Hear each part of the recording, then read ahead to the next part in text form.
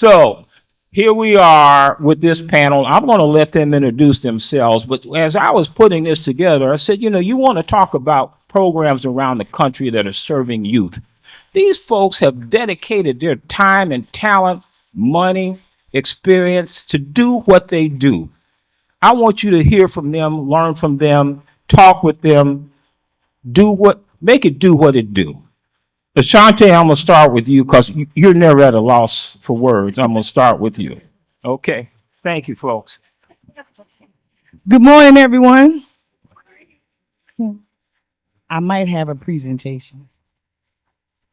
Look at that. I do.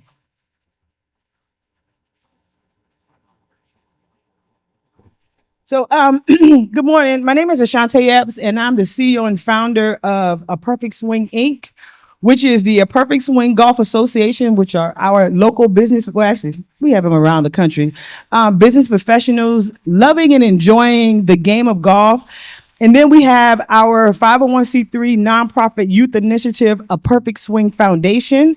And that is where we introduce golf to youth ages 6 to 18 as a low impact alternative sport. Our golf association members are heavily involved as mentors and donors. So we really call it our golf village. And I want to acknowledge we have 2 board members in the room, Rivia and Francis. This is definitely a group effort by our board members. So while oftentimes my face is the one that you see, there are individuals working tirelessly in the background.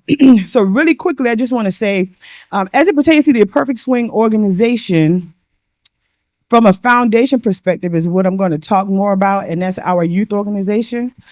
The organization was started for me, myself, as a 12-year-old kid, basketball player, feeling like I was going to be in the NBA because there was no WNBA at that time.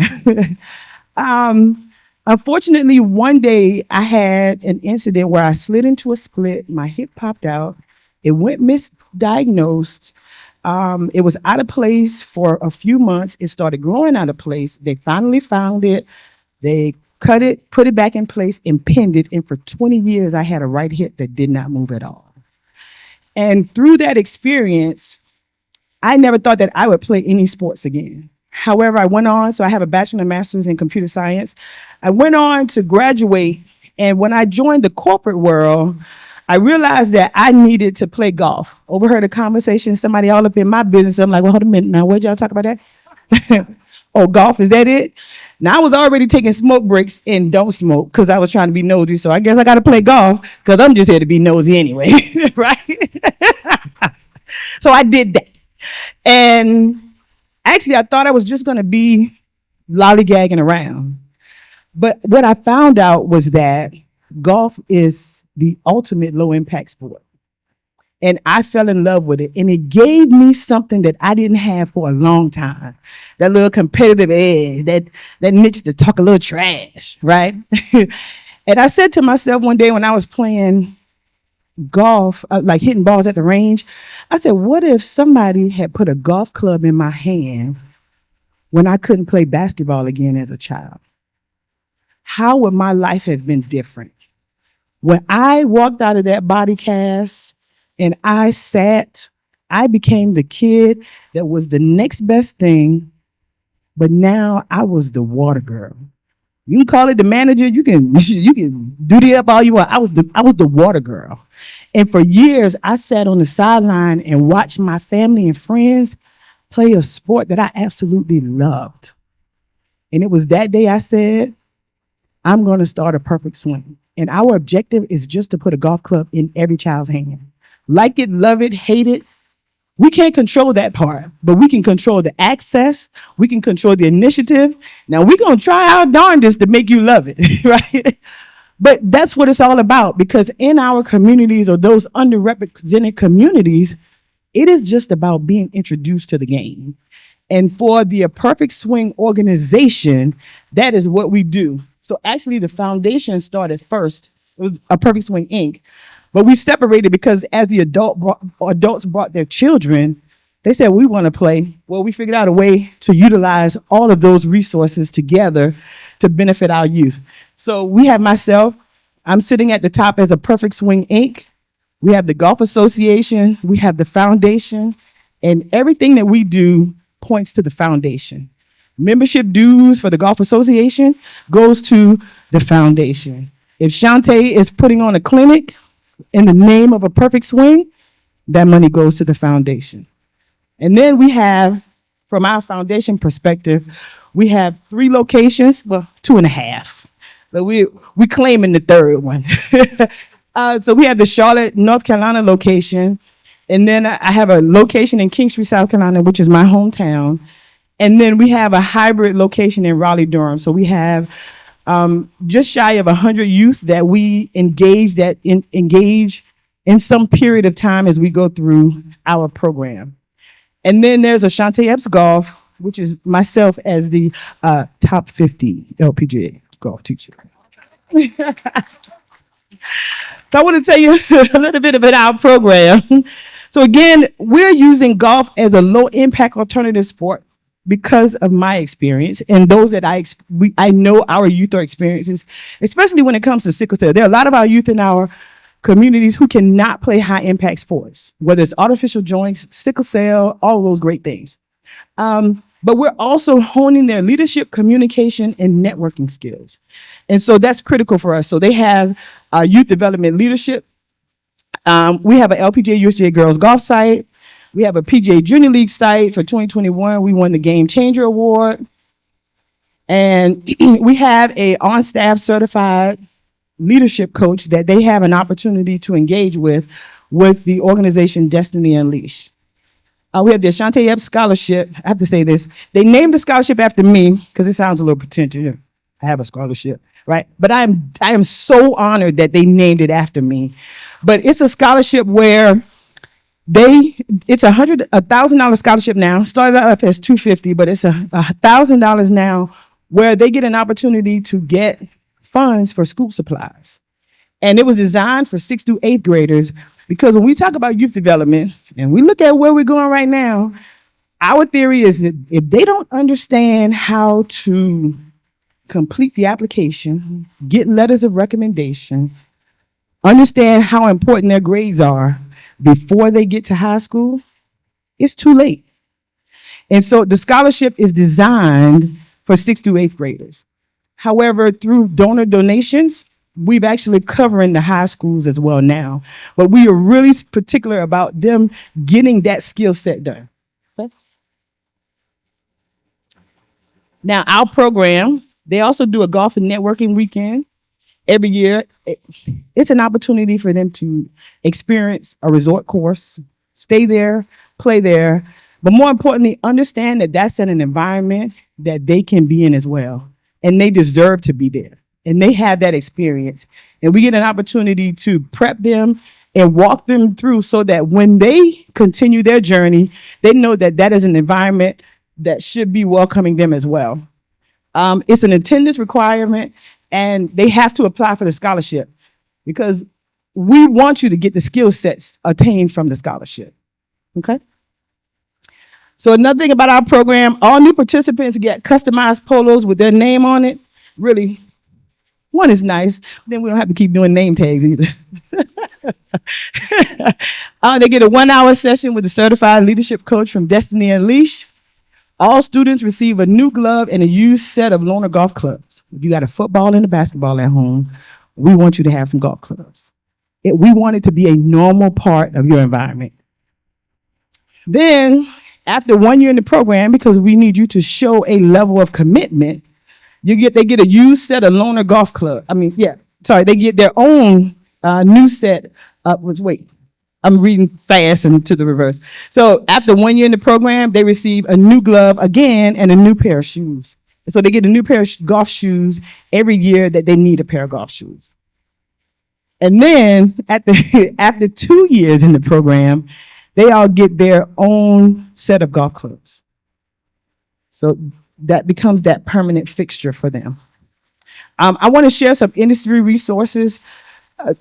we've done a really good job, I think, of sitting in rooms like this and just taking one nugget. It's a lot of stuff being tossed around, a lot of great information, but it's a lot. And every year, we've just chosen one thing, one good thing to continue to add to our program, which creates a sustainable environment for us. So, some industry resources I want to share: LPGA USGA Girls Golf. So, LPGA USGA Girls Golf is a program through the LPGA where you can have a program for girls. They give you swag bags, hats, all that great stuff. And as a part of that program, you can apply for the Sandy LeBeau, and they're kind of combining with the Enrich grant now, where you can apply for funds for the program. So there are individuals who they're getting 300 kits, and that's like hats, bags, and like good stuff. And they're producing programs at their local middle schools, and the LPGA is paying for it. They're running their own program, and they're getting that funding by applying for the Enrich grant. So that there's money out there. There's money available through that program. There's also PGA Junior League. PGA Junior League, you must have a LPGA or PGA member associated, but there can always be a co-site captain with their scholarships, and I think it's 20 now, but they literally pay you to coach that child. And I think at one point it was like $150 per student. And they also gave them the uniforms, so the 2 shirts, the hats, and all that good stuff. So again, an opportunity to get money and funding to build your program. Then we have the Golf Course Builders Association of America. They have a Sticks for Kids program. This is like my bed in the bag. You know, you buy a bed in the bag with your comforter and all that stuff. This is like my bed in the bag for youth programs. So they have a Sticks for Kids program where they provide golf clubs, brand new. Depending on the season, you may have to pay for shipping, but that's still cheaper than golf clubs, right? So that is a way for you to get equipment. And that's just a picture of the things that we've got. The Golf Course Superintendents Association of America, they have a First Green program. And with First Green, they are diving into all of those things as it relates to golf course superintendents, we'll say. So caring and feeding of the course.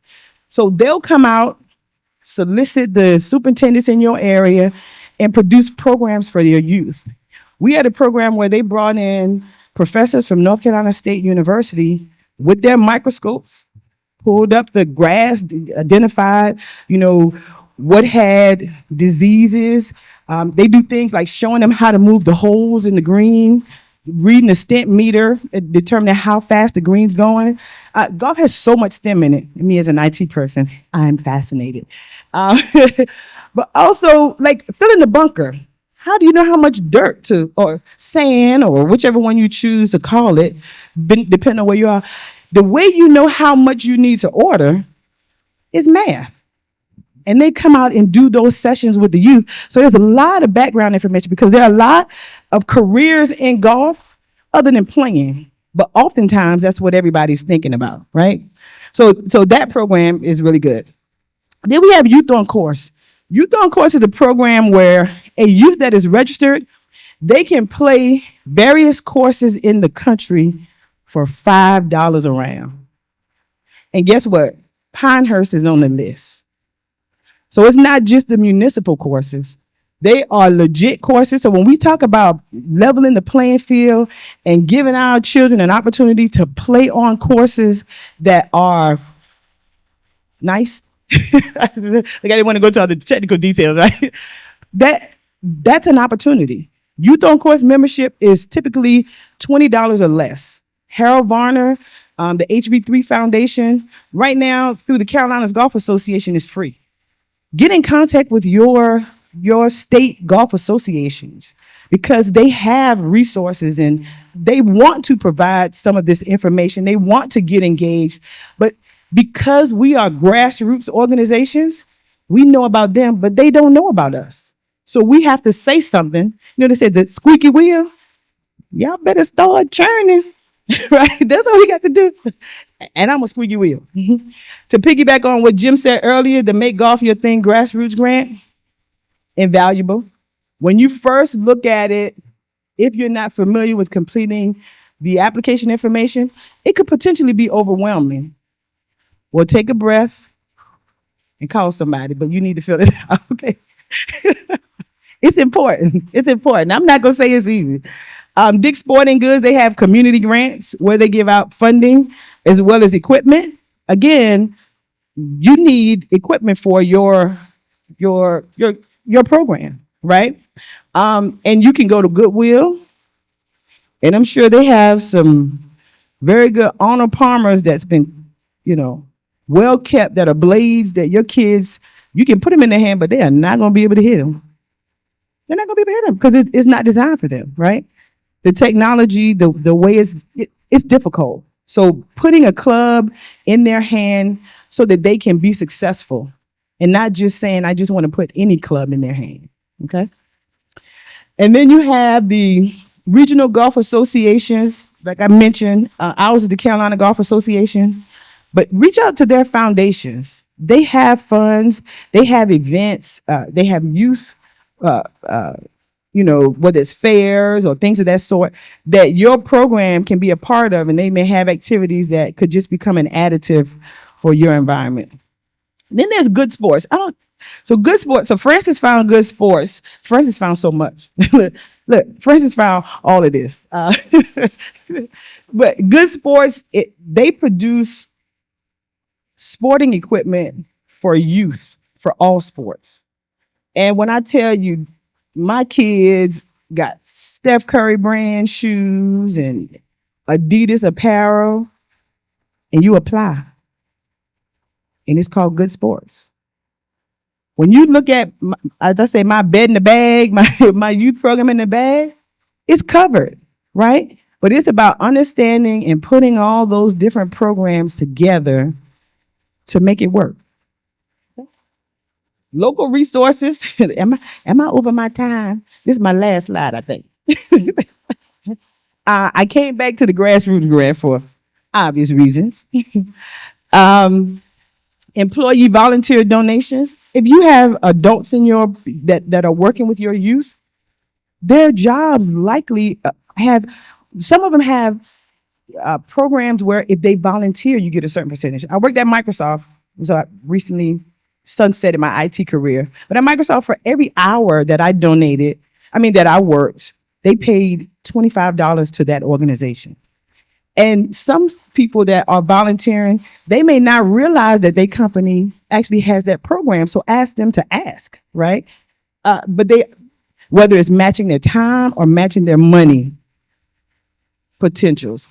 For us, we've developed boosters programs. Like I said, Francis, we've developed booster programs as well as with some of the matching grants. So if you understand what it takes to fund one youth in your program, make that cost a booster, right?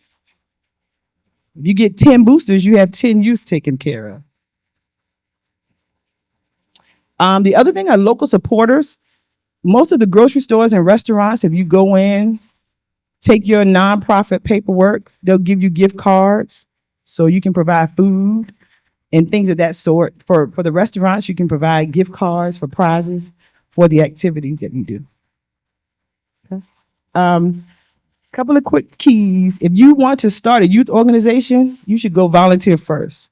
There's a lot of people that, we have a lot of organizations popping up and a lot of organizations sunsetting very quickly. And it is because some people may not get the full view of how intense running a nonprofit or a youth program is. So you go experience it. If you feel like that's still your ministry, you have at it. You want to define your niche. If it's beginners, advanced players, youth development. If you just want collegiate players, with a perfect swing, we're introducing youth to the game of golf as a low impact alternative sport. Functionally, we're not saying we're trying to get you to the next level, but guess what? We're trying to get you to the next level. Whatever that level is for you. We're called a perfect swing because it's your swing is the perfect swing. So whether you just need to play after school because it's a great thing and you don't have any other options, and it's a great low impact alternative sport, perfect. If you want to play high school golf, perfect. If you want to play collegiate golf, perfect. If you want to try to get on the tour, perfect, because it is your swing. Okay. I didn't realize I had all these bullets. Engage with the local community. Don't neglect your schools. When we initially started recruiting, we went to PE classes and we set up our nets outside and literally taught them how to hit the ball during one of their PE sessions. But those PE teachers volunteer. They're athletic. They may know golf. They become volunteers. So just so many opportunities there. So you want to utilize your communities. Use social media. That is the best free advertisement you can ever have.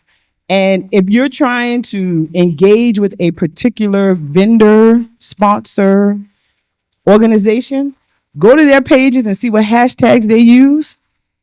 And then you put those hashtags on the things that you want them to see. Something that I think becomes the unseen. When you're walking around in some of the corporate offices, they have monitors on the screens where they're sharing their social media feeds.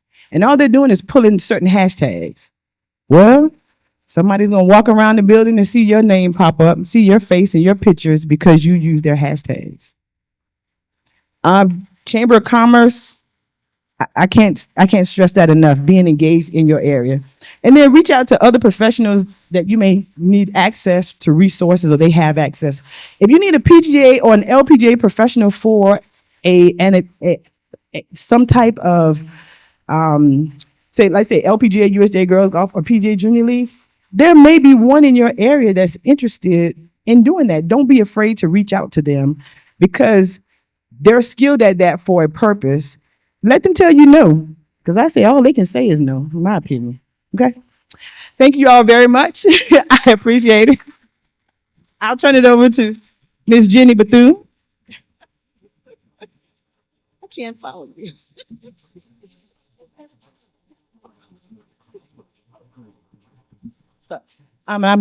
See that my board members keep me together. Get some great board members. I wrote a book. It's called A Perfect Swing. And I answer questions that people ask me all the time. They're like, what made you start A Perfect Swing? So I share my personal story and give hints and tips from that. And then I also share because of my track record. So one thing I didn't tell you is that when I wanted to start A Perfect Swing, I tried to find a golf professional because I was a businesswoman. I didn't play golf really, right? But I understood that I wanted to change youth lives with the game of golf. So I needed a golf professional. I needed someone to be in the industry, someone that knew how to teach them to hit the ball without damaging them.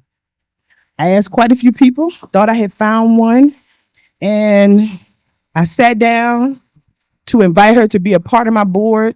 And the first thing she said was, Shantae, people say they're going to come, but they're not going to come. And I never asked her to be a part of my board because this mission is personal. This mission is serious. And after I asked around a couple of times and I got no, the answer to myself is never no. My answer is yes. And I took 4 weeks off from work. I went down to Florida and I said, for me to do what I need to do, that means I need to be the pro. And that's the only reason why I joined the LPGA. That's the only reason why I became a golf professional. And that's the only reason why I'm standing here in front of you today. Did the Sandman come pull me off the stage? No, I didn't come up to pull you off the stage, but I want to share something with you that Ashaunta shared 3 years ago at one of the expos, okay? You've heard that she's a top 50 LPGA teaching professional. Okay, she shared one tip that has stayed with me forever of what she does. When she gives lessons, if you've taken lessons, what have you done? You've gone to the course, you unloaded your clubs, you go to the clubhouse and you're looking for the pro. Here's what Ashaunta does.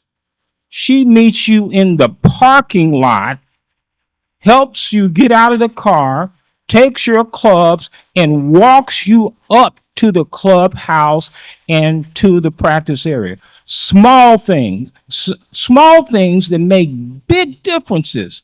So, folks, the lesson there is do the simple things extremely well. I've never forgotten that, and I just wanted to thank you. And you know, I can't out talk you, so you whatever it is. But I do think it's Jenny's time. Okay.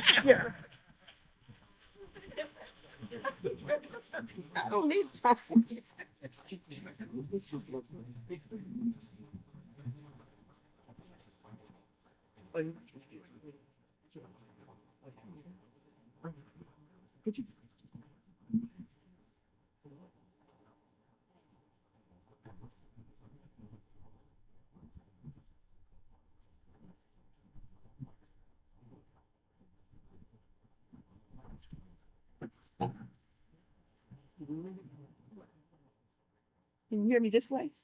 Or I need this. I need this one. How do I follow this lady? I don't know how. I don't think there's anything left to say. But I'm Jenny Bethune, and I'm known as the Golf Auntie, and I'm from Los Angeles, California. And we have a junior golf program, and we have no money. So it's a different thing that we're talking about to you guys. If you have junior programs, what do you do to raise junior golfers, the next generation, when you don't have any funds? And I'm here to talk about the power of partnerships. She mentioned girls golf. That's a great program. We have a girls golf program in Los Angeles through the First Tee. And then we also have one in the Inland Empire through my friends at Inland Golf Academy. The First Tee just started theirs, but again, it's a good way to get our kids involved in golf. And they provide scholarships. That's the main thing for you guys to think about, scholarships for your kids who are heading off to college. I'm also a member as an assistant coach of the PGA Junior League. A lot of times we're saying our kids get lessons and the parents will ask, what's the next step? What do we do next?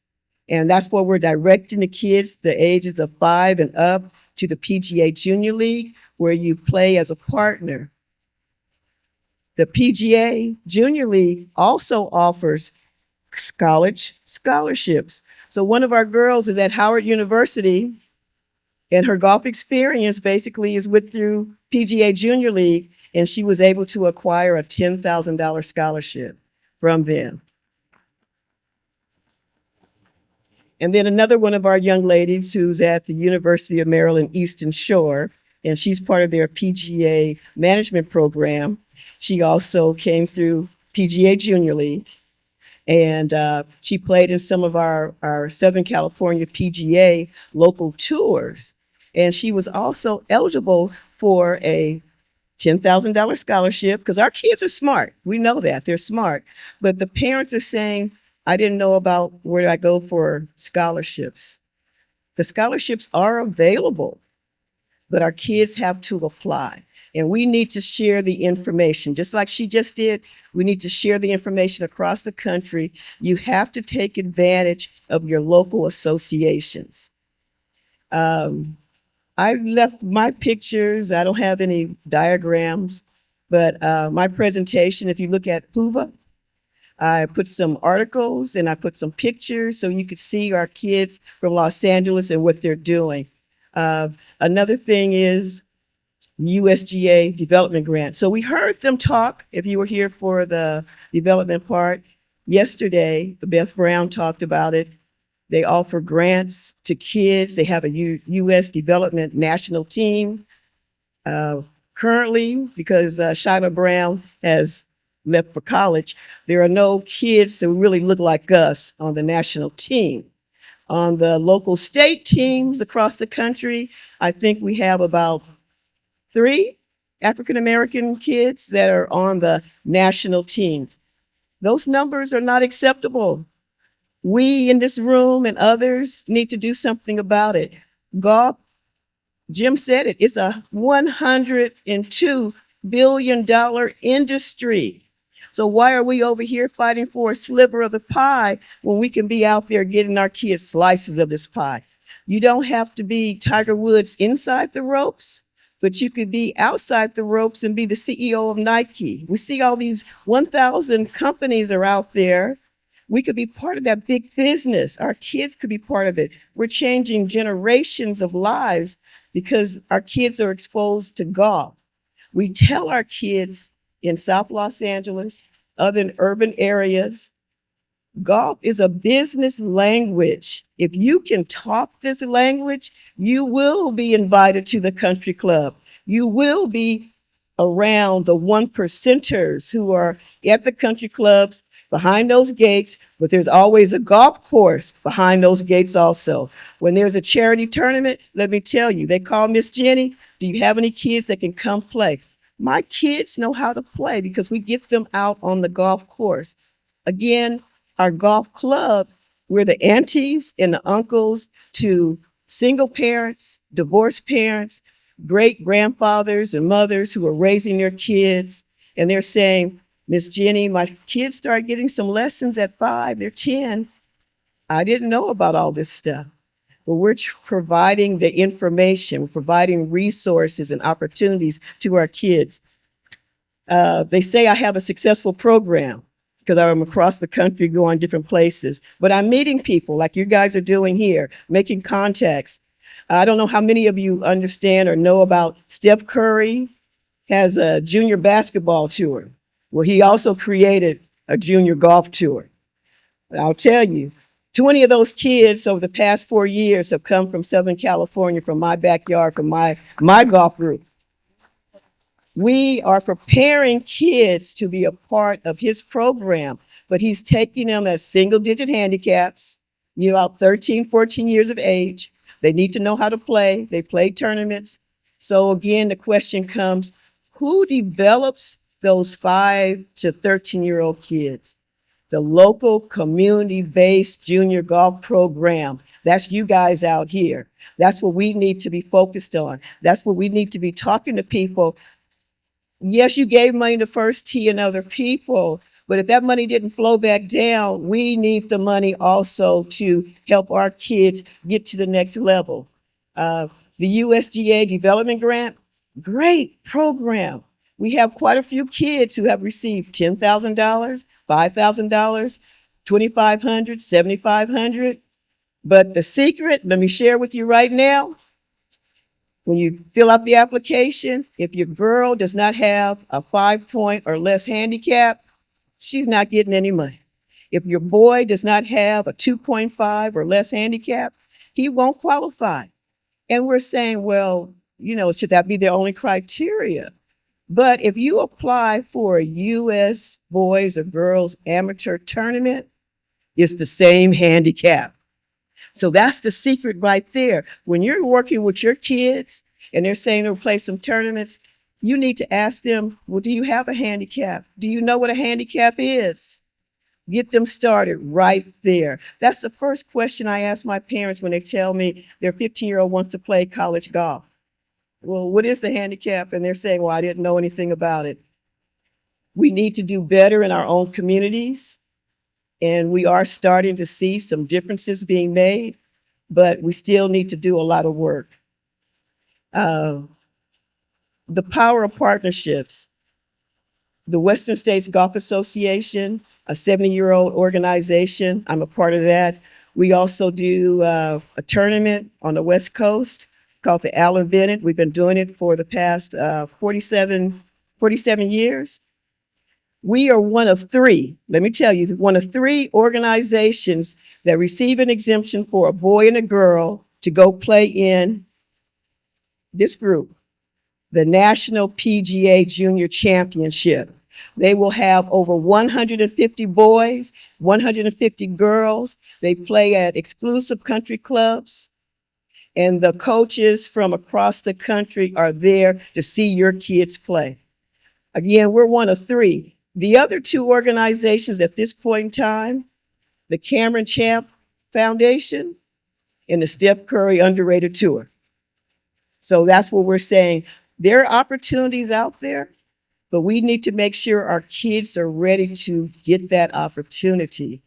You, at the level of the community, we need to prepare our kids for that.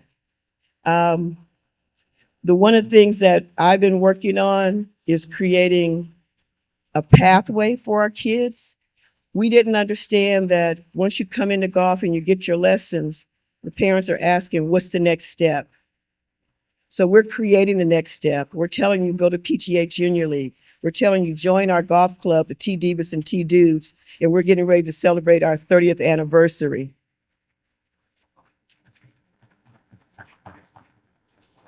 Yes, 30 years of working in the city of the county of Los Angeles and in, changing lives.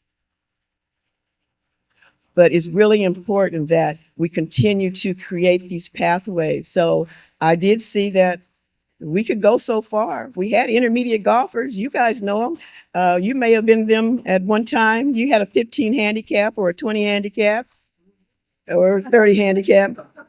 But like I said, we're looking for 5 and 2.5. So how do we get to that next level? So I started with another group called the Inland Golf Academy, and we created the Southern California Junior Golf Team so that we can impact kids from urban communities, underrepresented communities, under-resourced communities. We target specifically different zip codes because there's kids out there that know how to play, but they don't have any opportunities or access to information so we can move them to the next level. So that's what we're doing.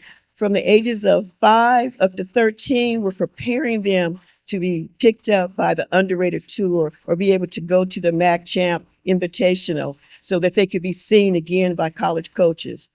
When you can have your kid graduate from high school and receive a full tuition ride, I'm telling you, parents are excited. They come up to me and say, Miss Jenny, thank you. We're not paying any money. When you're sitting in front of your Zoom with the college coach and he said your kid has a full ride and they keep saying, well, what does that mean? You're not paying any money. Well, really, tell me one more time. What does that mean? Full ride with tuition, scholarship, everything is paid. Yes, we have 3 kids currently at Southern University, and one of our juniors, Salma Ibrahim, is the freshman of the year for the SWAC. She won in Puerto Rico. She jumped in the Atlantic Ocean, came back, played in their championship, and as an individual, she won that because we prepared this child at home to be able to accomplish that goal. That's what we're doing. We have, like I said, a kid at University of Maryland, Eastern Shore on the golf team, Alabama on the golf team, Howard on the golf team, Bethune Cookman on the golf team. I can tell you that child from LA going out to Daytona, Florida, it was a big jump for her, but the coach said, I see the potential in her. And we want her to go ahead, and her parents were excited. And that's what we need to do. If we can get our kids scholarships and they can get to college, we are changing lives. We are changing communities because when they go back to their community, they're bringing golf back to that community. And again, golf is a business language. If you can speak it, if you see it, you can be it. And we hope that when they do come back, that they're bringing those monies and those skills back to our community so we can continue to work with our kids. I'm going to leave it at that because my friend AZ from LA wants to talk.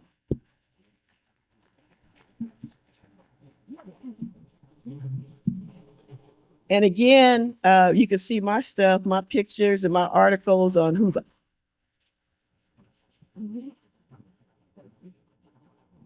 Thank you, Jenny. Talk about partnerships.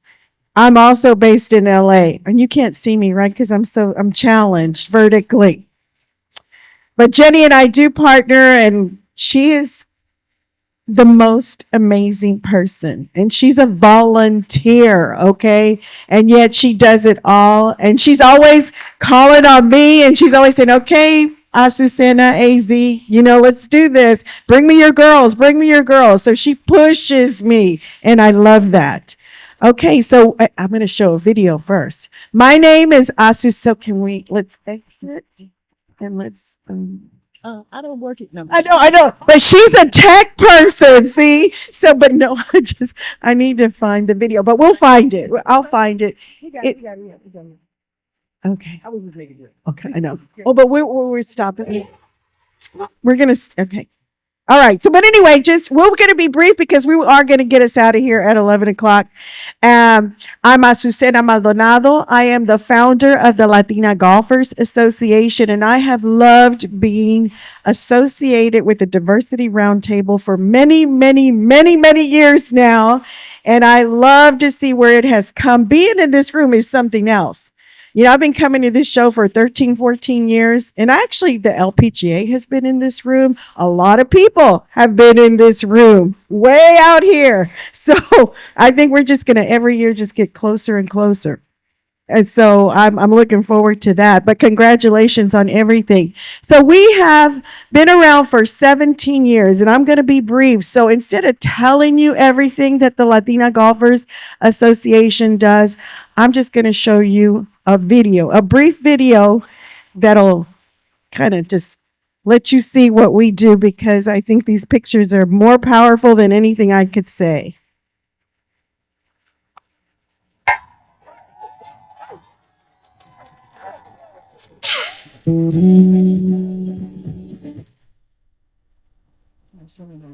Oh, it's not showing on the screen. Okay. Oh, it was. Okay. This one here. Hi, we're here at Latina Golfers.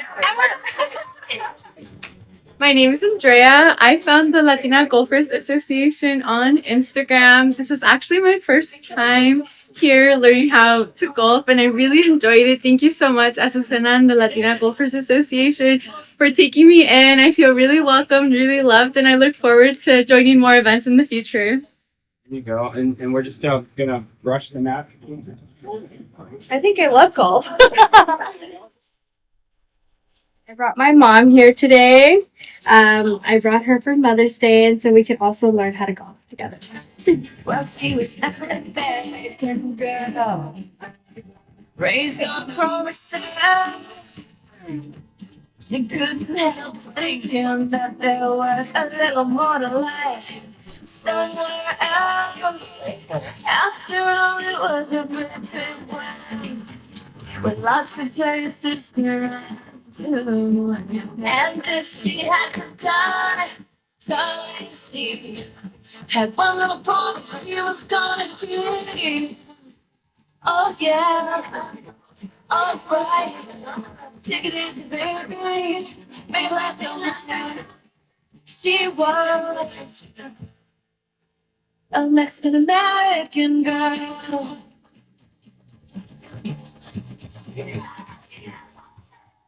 The Latina Golfers Association has made an incredible impact on my life because first and foremost are the relationships that I've made through the organization. I actually got my first job in the nonprofit sector through golf.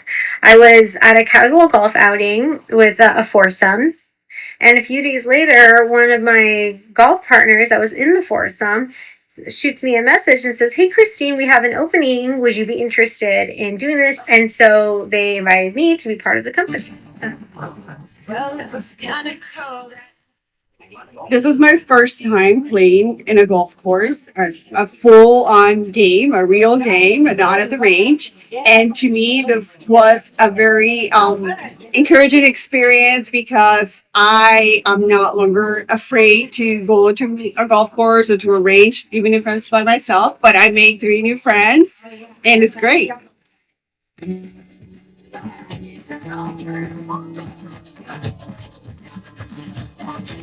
Hi, I'm Gabby Medina from San Pedro, and I am very excited to be here. I work for SoCal Gas as a public affairs manager, and coming to the Latina Golfers Association cohort was a blessing, really, because it gives us the opportunity to learn technique, to learn form, and to be better at the sport so that we can network and we can understand what we're doing when we're out on the course. And so it's a very uplifting and empowering opportunity, and I hope that other women take advantage of it as well. Well, she was an American girl, Raised on promises, you couldn't help thinking that there was a little more to life somewhere else. After all, it was a good thing.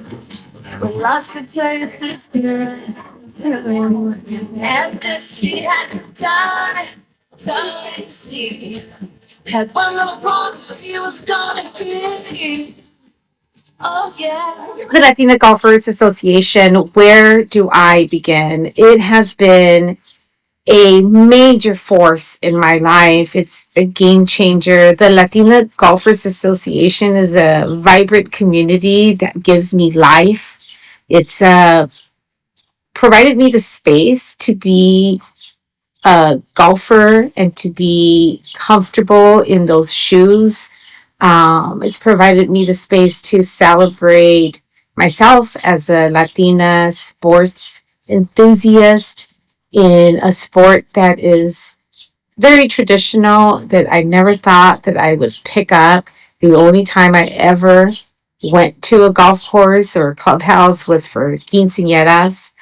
And so being a part of the Latina Golfers Association and being surrounded by such women that have inspiring stories that are they're so driven and motivated and so ingrained in our community. It's just enriched my life. So it's more than a golf association. It's a force in my life that just has empowered me. I'm helping to diversify the political world as well as the golf course. I'm Dr. Monica Sanchez, Mayor Pro Tem for the City of Pico Rivera, and I've been a member of Latina Golfers since 2020. Being a Latina golfer has helped me in so many ways in my career, in my friendship, in my relationships. Thank you, Latina Golfers.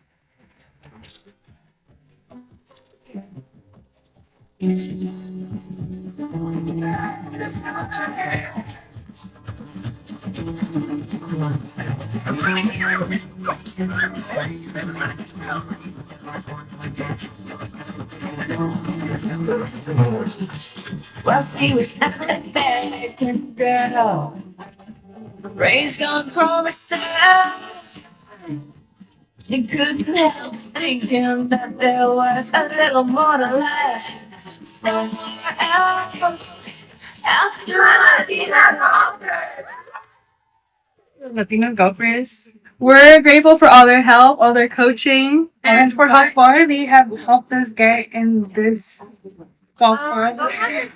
This is an amazing sport. That we're just really grateful for the help and everything they've done for us. take it easy, baby. Make last no last time. Steve was a Mexican American girl.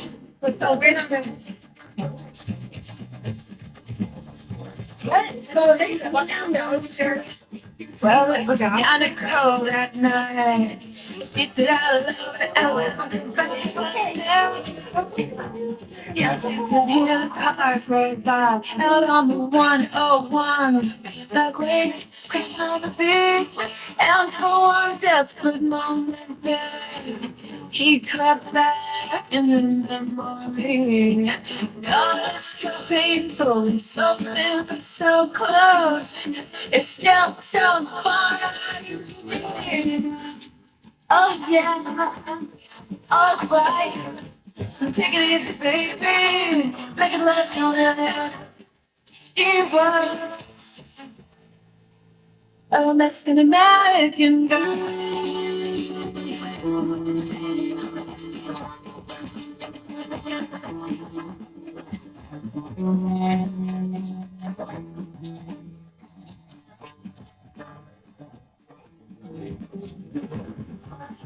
Oh yeah, alright. Take it easy, baby. Make it last longer. She was a Mexican American. special event over the weekend. It's the Latina Golfers Association celebrating 16 years, 5,000 members strong. Everybody was just so dedicated. We had a great time. And we learned how to golf a little bit. We learned how to swing at least. Yes. It was so fun to learn how to do this. Like I've not been on the golf course. It's just such a wonderful organization that gives Latinas access to golf, something that just culturally we're not able to do. Azucena Maldonado, Nancy De Los Santos, they were there the very first day for this. And I was actually at the inaugural event as well. So happy to see all of the women, all the young women who are now on golf courses and making some of those networking connections and being in a space that we need to be in. And you're in that space, Adrian Arambula. I am. Yeah. And so watch out because Belinda and I are coming for you.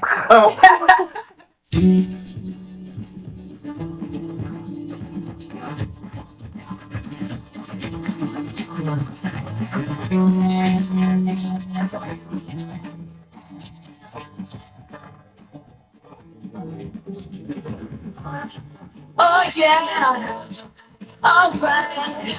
Take it easy, baby. Realize that I'm mad. See what a Mexican American guy. Hola, ¿cómo están? Hi guys, I am Gabby Lopez and I'm about to surprise the Latina Golfers Association, and they think they're gonna go in a photo shoot, but they're not actually gonna pop out. So Keep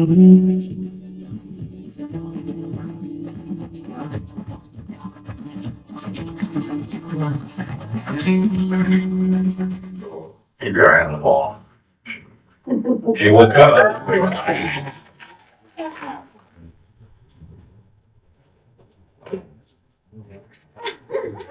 That was pretty good. Well, George, I bet she's got it.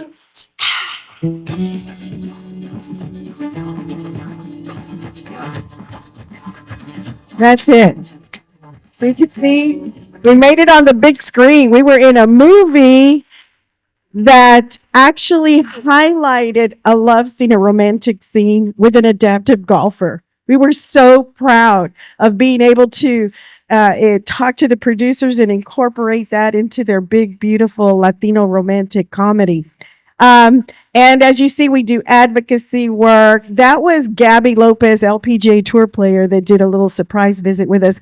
And so I'm just going to close by saying, that one thing I do want to say is that you saw Gabby Lopez, right? So a lot of times people will say, hey, Latinos are doing great on the tour and all of that. But you have Gabby Lopez, Elena Ochoa, all these women from Mexico, Spain, Colombia. They're not from the United States.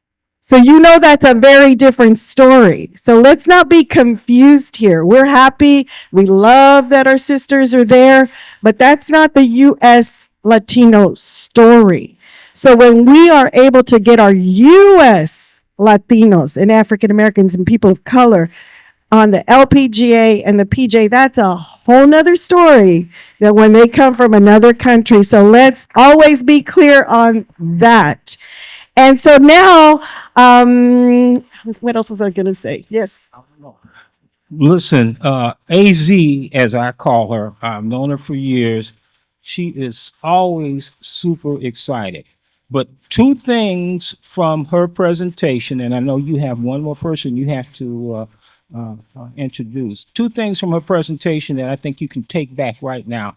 If you paid attention to those slides, AZ had a proclamation. Okay, proclamations are free. You just have to work with the mayor's office, the governor's office, the U.S. Congressional Representative Office, and they can have a proclamation made in your organization's name. You take that, you frame that, that's more photo, that's more publicity for you. Please do that. You've done it successfully, and I just want to acknowledge that and thank you again. Thank you, Jim. It's relationship building. It's a lot of work, as we all know that do grassroots outreach. We got to work with everybody. We got to align ourselves with all these organizations in order for all of us to work together. And now, the one different thing about what I have noticed with the Latino U.S. community is that We don't have a lot of developmental golf programs. We do not. We are light years behind the African American community that we can find a developmental program in every state. We do not have that in the Latino space. So we're very much in need of that. Where I do see that we are growing, expanding, and I'm loving to see it. And that's why I'm so happy to bring in Katie Calderon. This young lady just graduated from college. She went to A&M University, mechanical engineering. Is that your major, her major?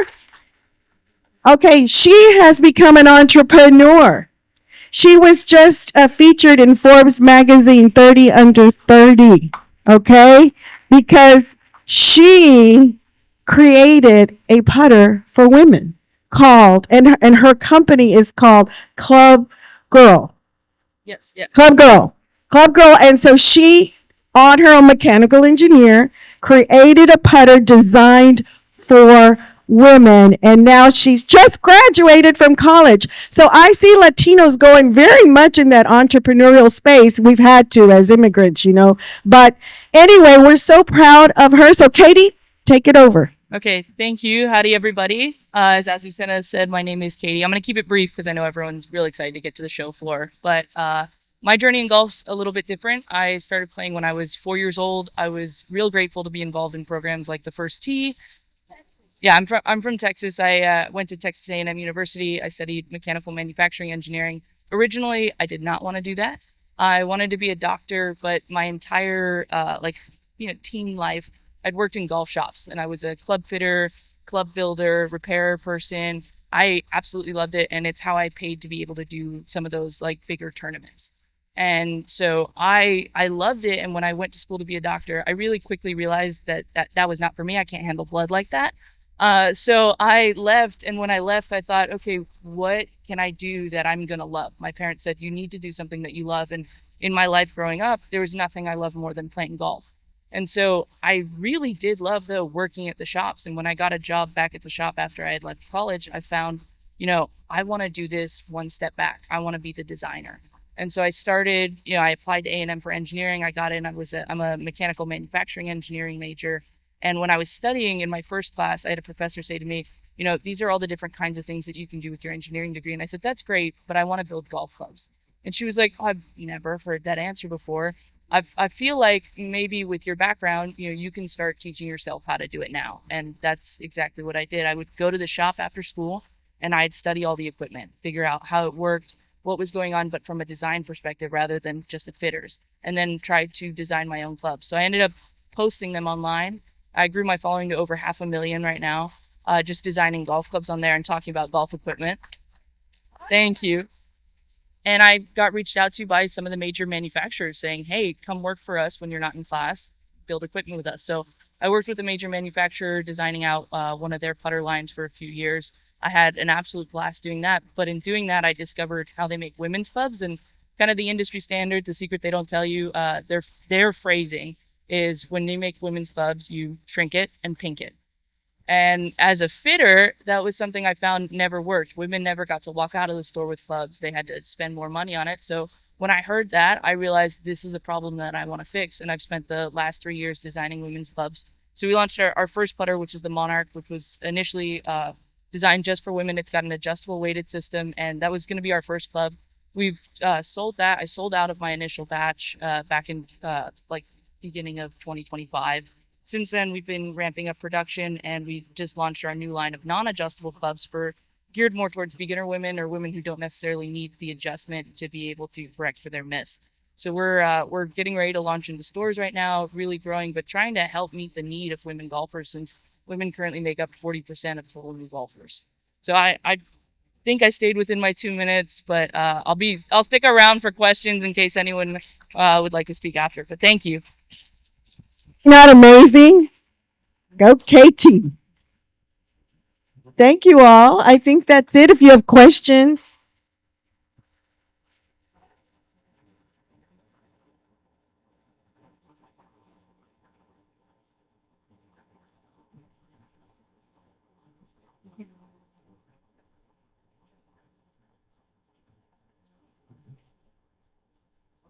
So I posted this.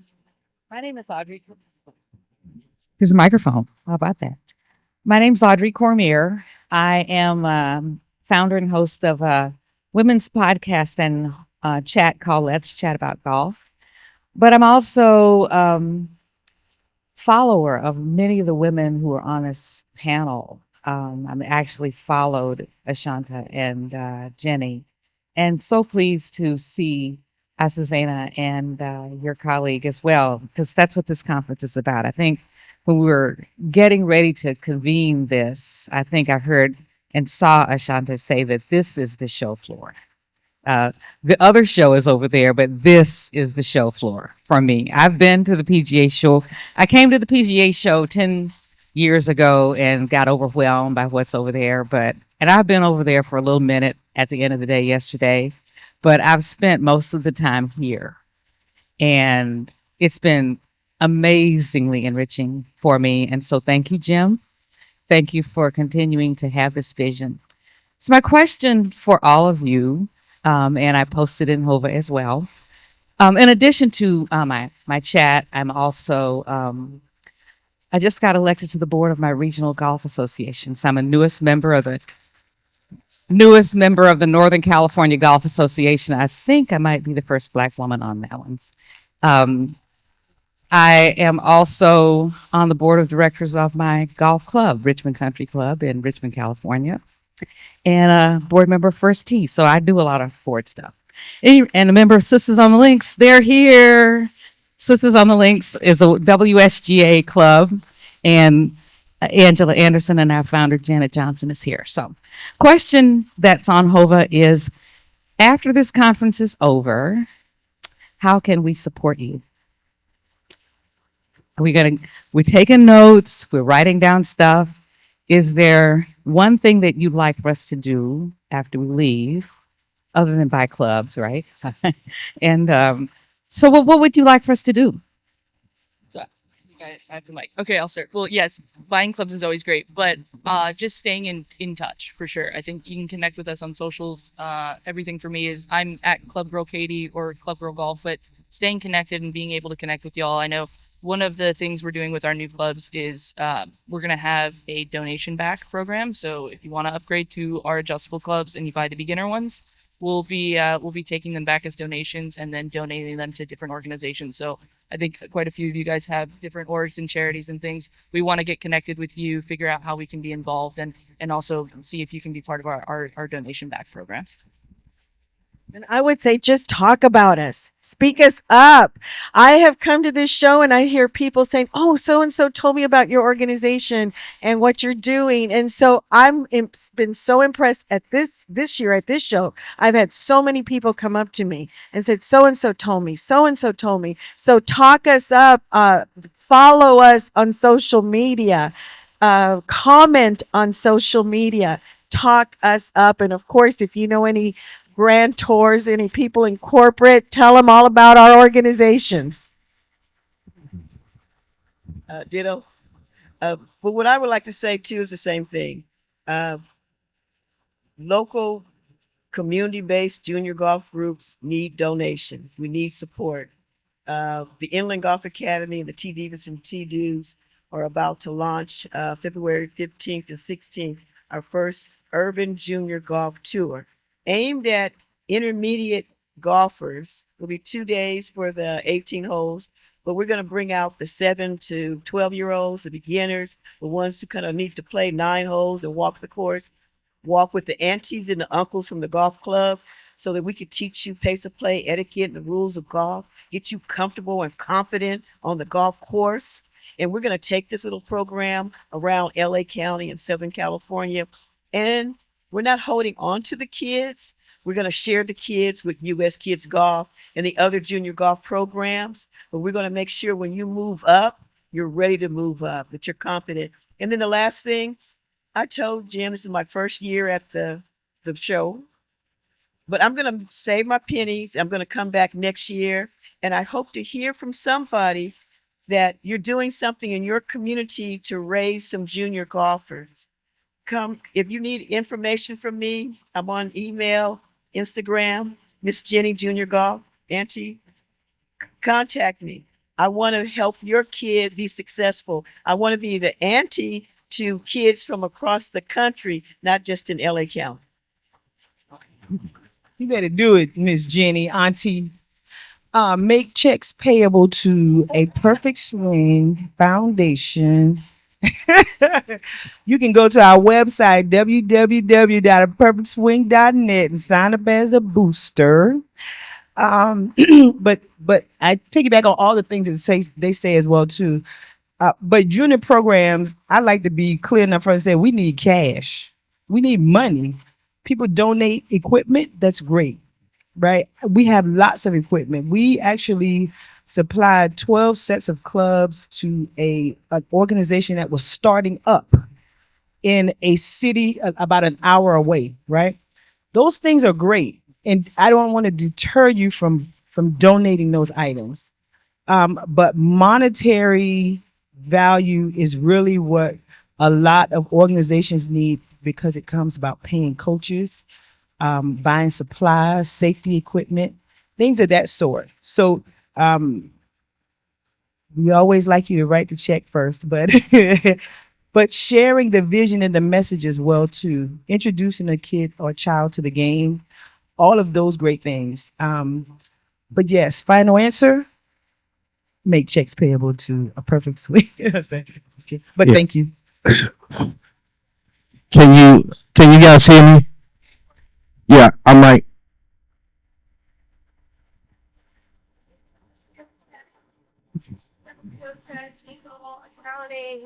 Anything like that, you can volunteer.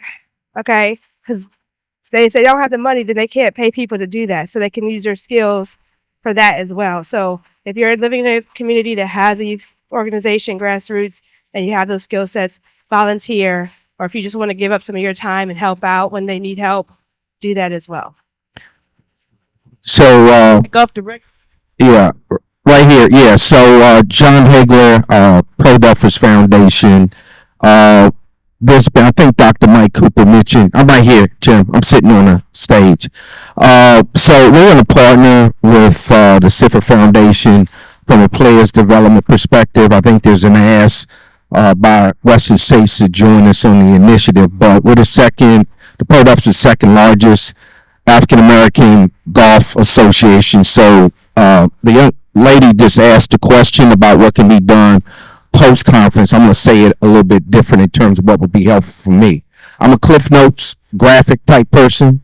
If we looked at a map of the country, it would be really critical for me and maybe others to know where all of the programs are across the country on a website as a reference point. So I think Mike Cooper said that something like that's been distributed, but I've not seen it lately. So Jim, that's to you. And then Ashaunta, I think you're an incorporated nonprofit, I believe.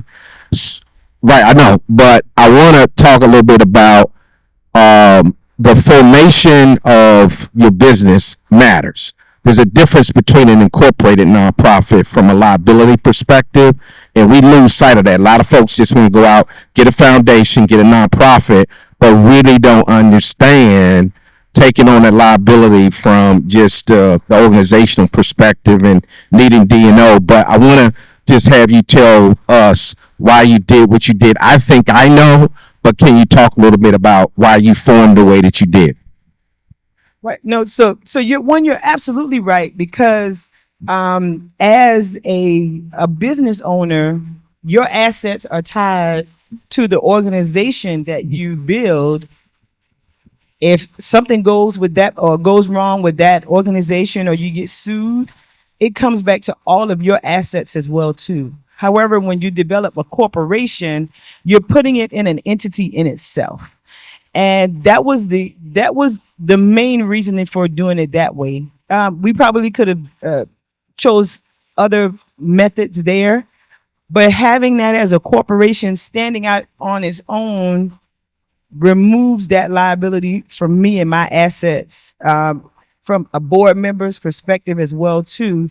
So when it comes to forming your nonprofits or your organizations, I 100% agree. You want to get consultation from the appropriate resources. I I hesitate a little bit because I don't want to, I don't want to, I don't want you to take my word as the word or the thing to do, but you want to seek a business professional in that area to give you feedback and understanding. And that's why understanding what your organization is actually going to function and do is important. Whether or not you're going to have a facility long term, that factor in as well too, because our long term plan is to have a facility. So all of those things are key. So when you're clear on what you want to do, seek a professional that allows you to limit all of your liabilities, but set your organization up to be successful, because there are lots of benefits,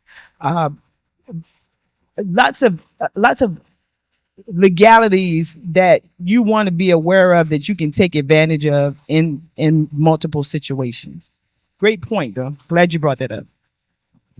Let's give these ladies, we have to cut it off now. We have our next panel waiting for us, but apologize. Please, let's give them a rousing hand of applause, a round of applause.